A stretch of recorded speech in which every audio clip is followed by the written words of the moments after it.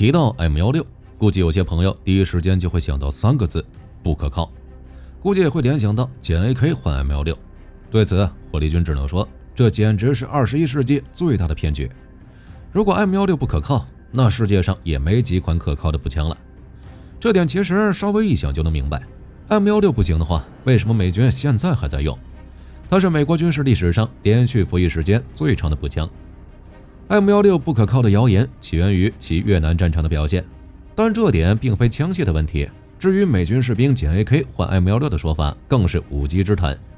本期视频我们就来聊聊这个传言中不可靠的 M16 真实性能到底如何。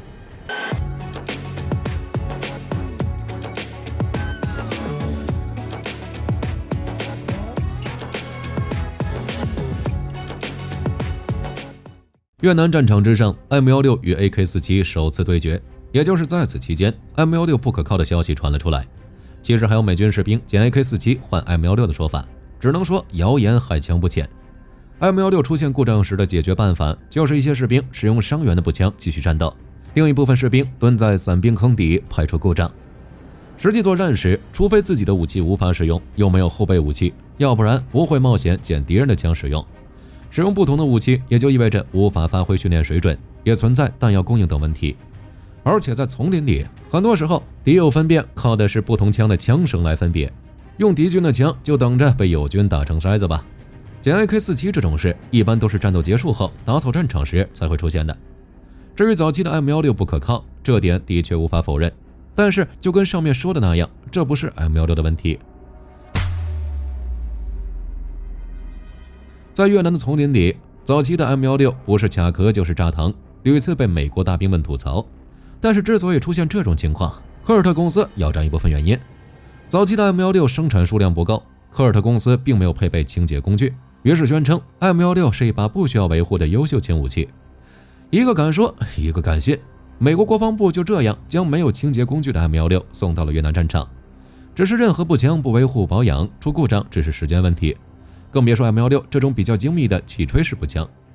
另一部分黑锅则需要美国国防部来背。在越南战场之上，美国国防部为 M16 配备的子弹是 WC-846， 不是最初测试时使用的杜邦 IMR-4475。WC-846 属于腐蚀性发射药，燃烧速度较慢，射击后会有大量的火药残渣附在枪膛、气吹管和枪机组件之上。如果是在北非这种比较干燥的环境中使用，这点小问题还可以接受。但是在越南潮湿的雨林中，这种情况愈发严重，加上枪管没有镀铬，导致 M16 频繁出现附近不到位、卡壳等情况。除了这些， M14 也要背一部分锅。作为一款新式武器，却不能在战场上发挥作用。美军士兵在进入越南战场后，装备的还是 M14。该枪是基于 M1 加兰德基本的结构研制的，发射 7.62 毫米子弹。实际作战时 ，M14 太重了，在狭窄地区或者丛林地带使用时非常笨重。单兵携带的弹药量也十分有限，加上威力过大，全自动射击时很难控制精度，于是 M14 变成了半自动步枪，火力压制能力较弱。而对方使用的 AK47 不仅短小精悍，结构简单，威力也不错，并且属于全自动武器。为了应对 AK47 的火力强度，士兵开始使用其他武器，包括二战时期的汤姆逊冲锋枪、M3A1 冲锋枪等。不过各位也都知道，冲锋枪虽然在火力压制能力上不错，但威力远不如步枪弹。越南战场上的美军士兵迫切需要一种轻便的步枪，刚好在这个时候 M16 出现了。另一边，在装备 M14 之后，当时的美国陆军高层更看好另一件领先时代的武器，也就是 SPIW。M16 只是 M14 与 SPIW 之间的过渡武器，根本不重视 M16 的研发和试验。于是在没有完成充分试验的情况下， M16 就被美国陆军派往越南战场。加上科尔特公司与国防部的问题， M16 在进入战场之后不断得到差评。只是 SPIW 这东西，即使以现在的眼光来看，某些纸面数据也十分科幻，失败是必然的。SPIW 下马后， M16 才正式上位。之后美国开始对 M16 进行改进，比如更换 M193 枪弹，容易产生残留物的物质大大减少，枪托中配置清洁工具，对枪管镀铬，防止弹膛腐蚀，制定了一项如何正确的维护 M16 的训练计划，并印制了一份关于操作问题的连环漫画。可以说 M16 在升级到 A1 之后，不可靠这3个字就已经与 M16 绝缘。每一批 M16A1 在配发到部队之前都会进行可靠性抽测，结果表明 M16A1 的平均无故障工作时间为3000发，平均故障率为 0.033%， 远低于要求的 0.15%。即使不进行这些修改，早期 M16 本身的枪机模组也足以应对大部分情况，包括越南战场。M16 的自动方式属于直接气吹式，火药燃气通过导气管直接吹入枪机框，从而推动枪机解锁和子弹脱壳。其优点就是省掉了活塞和活塞杆，结构比较简单，后坐力更小。不过缺点也很明显，火药燃气直接进入枪机模组，容易把火药残渣带入枪机模组内，从而形成积碳。任何导气式的枪支都会出现这样的情况，而只是位置不一样而已。可能会有朋友认为火药残渣会留在 M16 机枪的运作部件，其实不是，这些残渣大多都在枪机的后半部分，枪机的锁定机械和膛式部分上并没有多少，只要注意维护就不会出现很大的问题。这点可以采访一下另一个使用 M16 的用户，也就是英国军队。英国比美国陆军更早使用 M16， 它是最早购买并在实战中应用 AR-15 的国家，并且同样在雨林作战。20世纪60年代初，英国与印度尼西亚因为隶属于马来西亚的土地控制权产生了分歧，并开始在有争议的边境地区作战。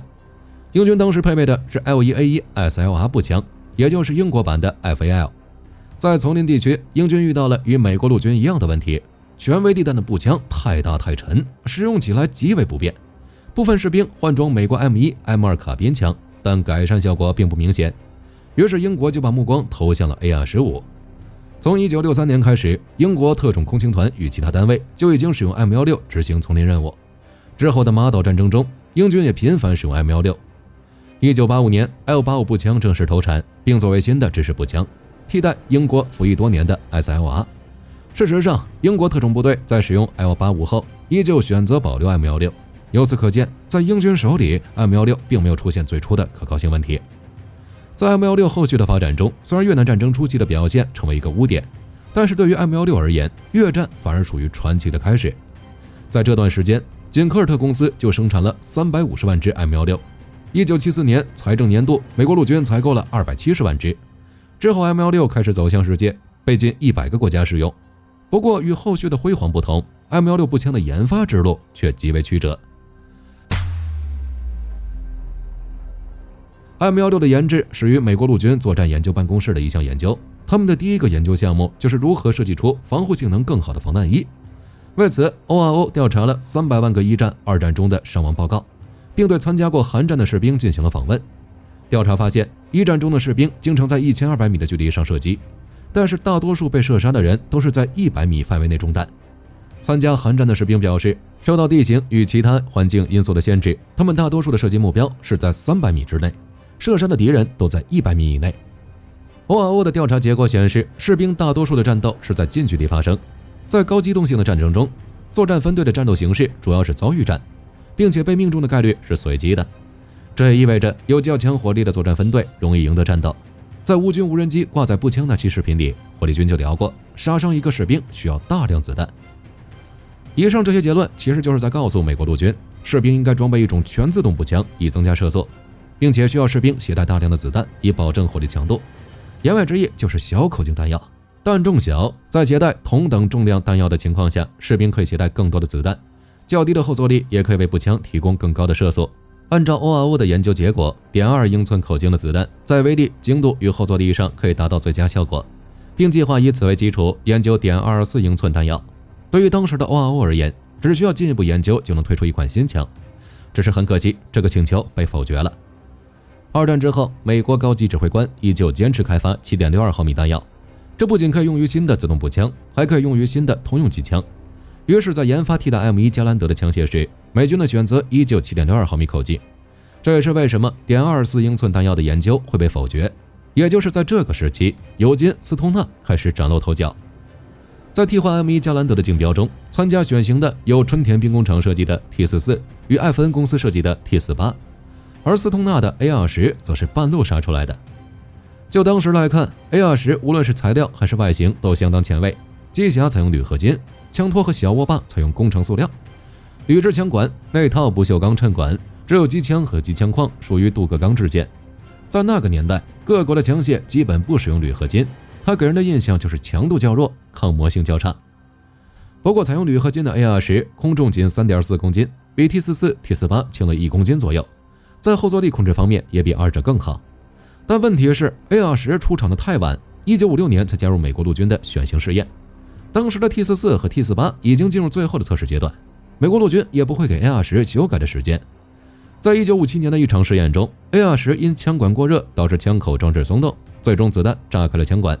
于是 A-20 被取消资格， T-44 成为最后的赢家。虽然 A-20 被淘汰，但是其前卫的设计引起了美国陆军维莱德·维曼将军的注意。1957年，美国大陆军团司令部要求枪械公司组织一些研究小组，试制.22口径的步枪，要求弹匣容量20发，装弹后重量小于 2.7 公斤，在460米的距离上，子弹能穿透美国钢盔、防弹衣或者 3.4 毫米厚的钢板。于是斯通纳将 A10 按比例缩小，研制出.222英寸的自动步枪，也就是大名鼎鼎的 A-25。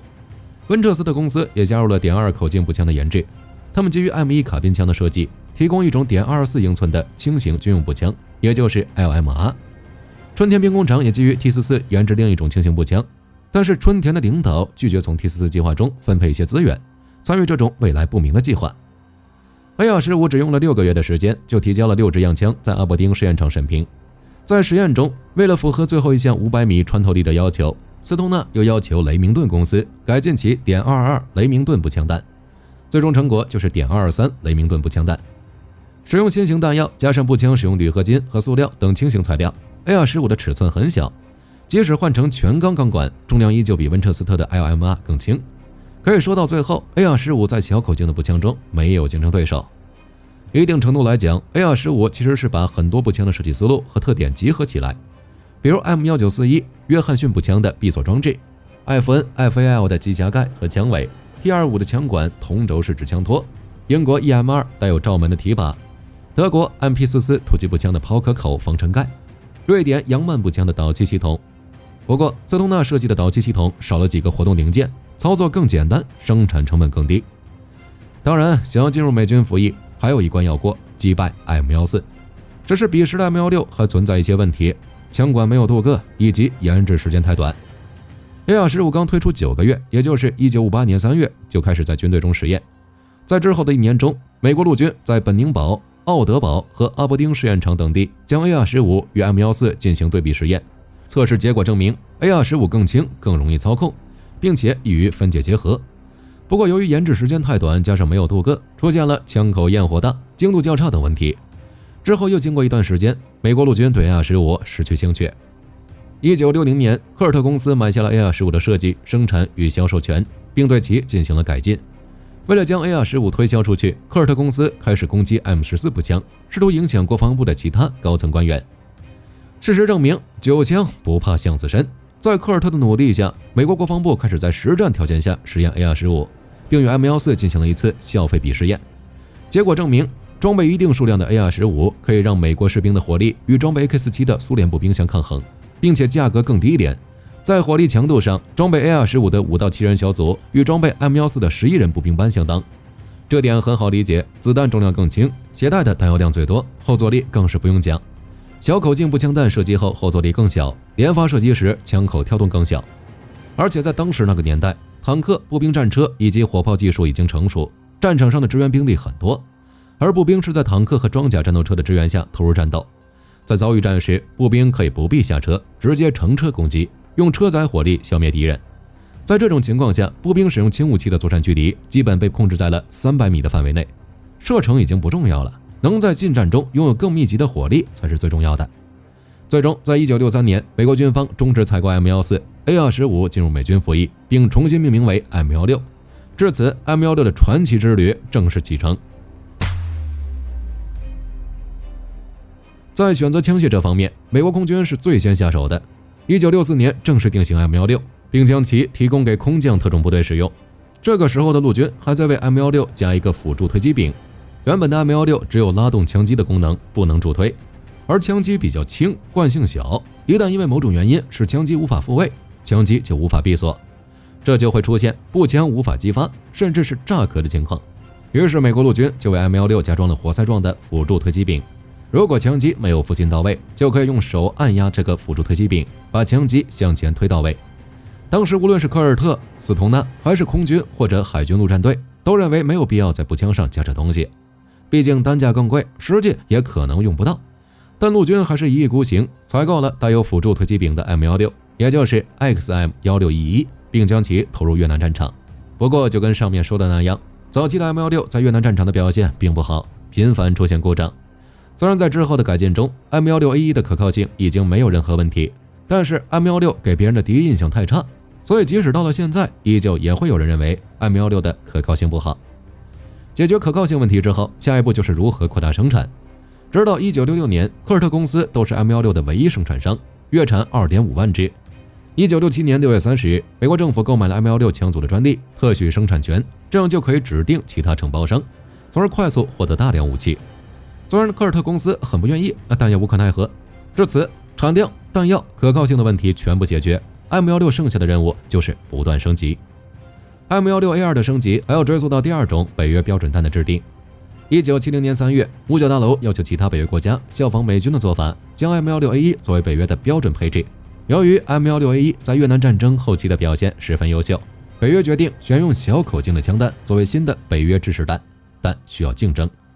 美国的设计就是 M193， 只是作为一款1957年的弹药，在面对单兵防护能力普遍较高的情况下， M193 的亲撤性能较差，而英国则推出了改进版的 5.56 毫米弹药，弹道与亲撤性能更好。德国则是推出了 4.7 毫米无壳弹，弹道性能与美国 M193 相似，